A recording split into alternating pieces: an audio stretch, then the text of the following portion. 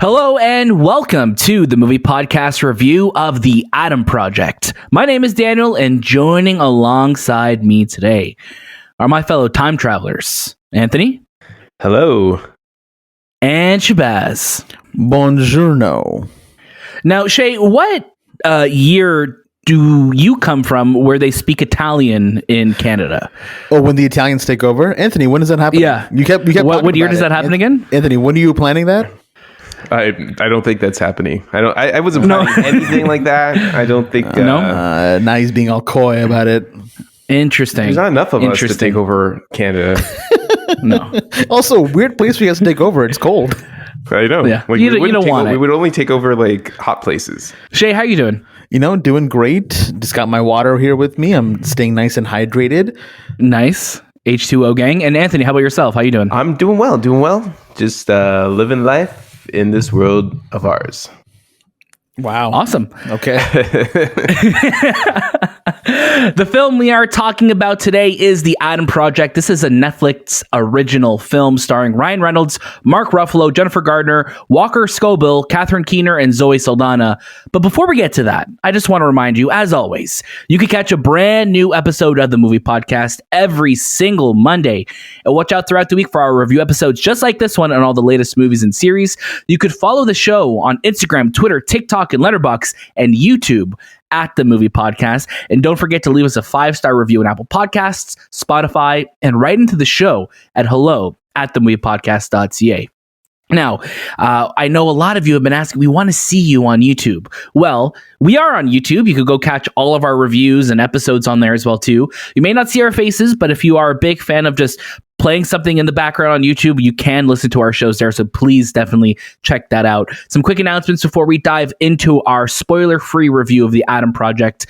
We do have 2 Batman reviews and discussions out for you to listen to. So if you want to hear our completely spoiler-free review, if you have somehow not watched this film yet, you could catch our Batman review now on all podcast feeds. If you want to hear our spoiler discussion on the film, make sure you tap on the episode that says The Batman Spoilers, because like the title says, we talk about everything. So everything is revealed within the first 5 seconds of that episode. So don't even click it by mistake, because then you're screwed. Don't even do it. Also on the feed right now, you can catch our Turning Red review. And if you are excited about that film, if you are looking forward to that film as much as we are for the release this Friday, you could also check out our interview with director Domi Shi, producer Lindsay Collins, and actress who plays Priya in the film, Maitri Ramakrishnan. You could catch our interview with them right now on the Movie Podcast feed. Pixar is officially part of the Movie Podcast family, or we should say the Movie Podcast is officially part of Pixar family. So thank you to them, and thank you to our friends at Disney Canada for letting them join us on the show. But let's talk about The Adam Project. This film, like I said, it stars Ryan Reynolds. It's going to be released on Netflix this Friday, March 11th. And I want to say thank you to our friends at Netflix Canada for sending it to us for review. Now, Anthony, I'm going to get you to start us off with a synopsis. A time-traveling pilot teams up with his younger self and his late father to come to terms with his past while saving the future. Excellent. Thank you so much. It was very short and to the point. This film is directed by Shawn Levy, who we recently saw just team up with Ryan Reynolds for Free Guy last year. Shay, I'm going to get you to start us off with your first reactions. And what were your expectations going into this film? When I heard about this film and I saw the trailer, it wasn't doing it for me. There was just something about that. I was like, oh, it looks sweet, but I don't know. It didn't connect with me. And I think especially after having watched Free Guy and thinking that was also just such an okay movie, I kind of was going to go into this film with similar expectations. But I was wrong. This movie, I think what I liked about it the most was that Ryan Reynolds is still his usual charming self, but he still kind of brings in this level of emotional acting that I don't think we see from him often. There's so many points in this film that I kind of just kept going, wow, this is actually tugging at my heartstrings. Wow, I can relate to this. I can see this.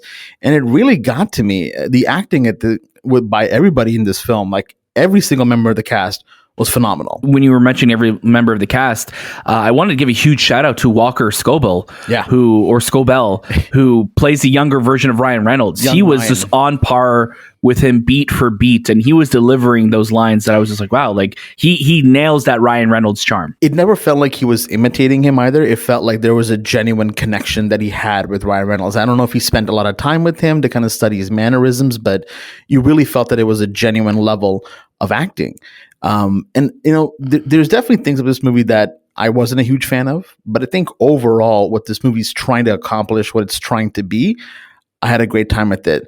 The areas where I wasn't the biggest on was some of the special effects can seem kind of cheesy. Some of the plot points can seem cheesy, but again, this film, what it's targeting towards, it makes sense. But the biggest fault I think this movie really had was there's a de-aging sequence with Catherine Keener, and it was very rough to look at some points. But other than that, this movie's a lot of fun. It's got a lot of heart to it, and I had a great time with it. Definitely does have a lot of heart to it. Anthony, where are you with The Adam Project? Yeah, I thought the movie was okay. Going into it, I was hesitant to the whole Ryan Reynolds type of movie, you know, his typical Ryan Reynolds self. I would say I was surprised to see him. He was a little bit different than compared to all his other films, but this movie really didn't connect with me. I'm not a big time traveling person. I think that's like, there's so many movies right now that utilize time travel since Endgame, and being like we'll say the renaissance of time travel is now apparent in every film. I just didn't like, I just not a big fan of that. I did like Walker. I thought he did a fantastic job playing young Ryan. I thought, wow, like this kid was stealing the show, and I rather have watched him than all the other cast members. And I also felt like cast members came and went, like Zoe Saldana and Mark Ruffalo. They came too late to really like make an impact. They weren't there for the whole bang of the film. But yes, Shay was right. Some of the CG was up in the air, especially with Kathleen Keener, and de-aging sequence. It was really like eye-jarring to see it.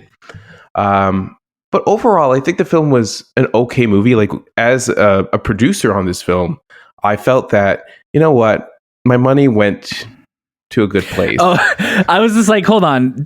I wasn't sure. I was like, was Anthony about to credit himself as a producer on this film? We're all producers. And he was. We're all producers on this film. We have to look for each other in the credits next time. We're producers. All our names should be on there. That's very fair. That's so funny. There are parts of the story where I felt like it just went from lightheartedness to really like emotional to like action. And there was just, I felt like that balance wasn't engaging for me in the story. Coming off the Batman, it's hard to like anything that compare. Like, I'm trying to compare just films and just for sure. That's totally fair. When you're following up a movie that you feel like is like an all-time favorite, everything else in comparison to that won't hit as hard, right? Yes, and it's not that. It's just I felt like learning about how the Batman was made. It just felt like they took their time with it. While this movie, it just feels like they made it as fast as possible and got it out. Like it just, I don't know. And I think maybe this just, it's me with movies, but this movie wasn't like, wow. But, come out Friday, it's a good weekend watch. It definitely is. And I think, when we do look at this film, we also have to keep in the mind that, this is geared towards kids, and this is very much a family adventure film. This feels like the type of movie that I would watch all the time growing up. Like I would see the posters for it at Blockbuster. It'd just be something that would be on TV. It kind of has that Spielbergian vibe to it of like, here's something that feels so grand where we're looking at in space or something like that. And then we're actually now just focused on this family. And I think this movie shines the most when we're looking at the family dynamics of this film. I think Jennifer Garner and Walker play off each other really well as a mother and son trying to continue their lives after losing their father. And I think Mark Ruffalo, in the short time that he is in this film, does leave his mark. I think Mark Ruffalo just has this ability to bring his charisma, but also bring like this like deep well of, just emotion with him. And I found myself, again, no spoilers for the end of the film, the ending of this movie got me. Like I was tearing up, and as it finished, I was like, damn, this movie got me in a way that I did not expect it to get me, and I like that. And I think when families watch this movie, I think as younger kids watch this movie, they're gonna have a really good time with it, because the issues that we'll see of the CG definitely could be very jarring, or I think Anthony said eye jarring in some scenes. And sometimes the plot is just like, well, this is what's going on, so we're just kind of chasing that. I think the audience that will be watching this movie isn't going to be looking at that as much. They'll be looking at like, oh, this is just a fun time. And I think Ryan Reynolds is used very specifically in this movie as well too, because yes, he brings the humor that you would expect from Ryan Reynolds, but it wasn't over the top like we would see sometimes in Free Guy or in his other films, or like Deadpool. Like Ryan Reynolds didn't feel like he was just doing like a Deadpool variant in this film. He had some like genuinely great emotional beats in this. I loved him, just kind of working with his younger self to either to stay alive or just to get from point A to point B. I think they play off each other really well, like we said earlier in the review. And I just had a good time whenever they were together. The parts of this film that didn't work for me, like you guys, I think the villain wasn't the strongest, and it wasn't just like the de-aging CG, because that was definitely a little difficult to look at times. I just think that I still really wasn't sure after watching this film what's their purpose was. What the purpose was, or like how did this happen. It's very thin plot wise, but the movie does deliver on the emotional beat, so we give it points for that for sure. But I did have a good time with it, and like I said, this is a great like family adventure, and I would love to see a sequel to this movie if they decide to do a sequel to this movie.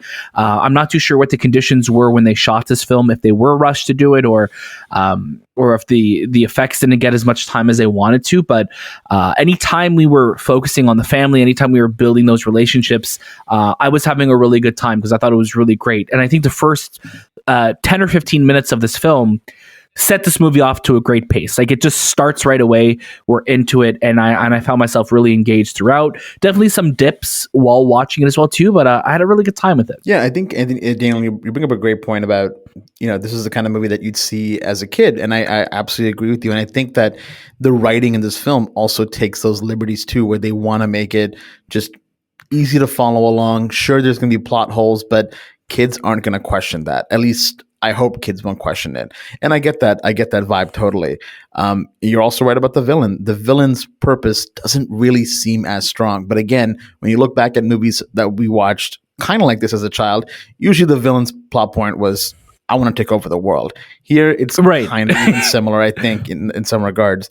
The only the area for this movie that kind of started to dip for me is actually when we start to meet Mark Ruffalo. The plot really seems to take a bit of a pause and really slow itself down. But you do get some great moments with Mark Ruffalo. You get some great moments with all the actors that are kind of playing in the sequence. And I just wanted to no spoilers, but there's a sequence with Jennifer Garner in a bar. And that scene, it really touched me. It really got to me. I saw, my mom in a sequence like that, and it really it really got to me. But yeah, I'm totally here for a sequel if they end up doing something like this, because they could expand the world further. They definitely can. There's definitely a lot of room to tell stories within this world and explore different time periods. And, they could really take it anywhere if they want to. But yeah, the bar scene for sure with Jennifer Garner, I think I loved as a fan of 13 Going on 30, seeing her yes. and Mark Ruffalo together and having a kid. I'm like, this is within the world of 13 Going on 30. Clearly, it is. This is all canon. Any other final thoughts before we get to our final recommendations of The Adam Project? I am getting all thumbs up here. So, Anthony, I'm going to get you to start us off. I'm going to say add it to your queue. If you have kids at home, I think this is great for them. This is a great weekend watch. Don't go into this thinking you're going to get some life-changing event of a story. It's a Netflix production, so they keep it tapered. Very okay movie. That's all I can really say. It's an okay film. I wasn't as connected as my two colleagues are, but maybe you will be. Hey, don't talk about us in the third person like that again, okay? You know what? I'm changing. Destroy it. Destroy it. Go back in time and not make this movie. Damn, this is a new ranking system we're being introduced on this episode. Clearly. Shahbaz, how about yourself? I'm going to say watch it. I think it's a fun time. And it's a great weekend film to kind of put on, like Anthony mentioned. And it's a nice, somewhat change of pace for Ryan Reynolds, I think too. So yeah, I think you'll have a good time watching it with your loved ones. Maybe if it's a movie you're kind of trying to watch by yourself, maybe it might not connect with you immediately, but with the family, I think it's a great film to watch. Excellent. I'm also going to say watch it as well. You're a producer of this film, so you may as well watch what you paid for, right? No, I think you're going to have a great time, and it definitely reminds me, it has that Amblin, that Spielberg vibe to it, and I think families will get a great kick out of it this weekend, so definitely check it out. Thank you so much for listening to the Movie Podcast review of The Adam Project. Don't forget, you could follow the Movie Podcast on Instagram, Twitter, TikTok, Letterboxd, and YouTube at The Movie Podcast, and you could give us 5 stars on Apple Podcasts, Spotify, and write into the show at hello@TheMoviePodcast.ca. We have some great episodes out right now. Check out our interview with Domi Shi, Lindsay Collins, and Maitri Ramakrishnan now for Turning Red. Listen to our Turning Red review. Listen to our Batman spoiler cast. There is so much amazing episodes of The Movie Podcast that you can listen to right now, so definitely check it out. That was This Time with The Movie Podcast, and we'll see you next.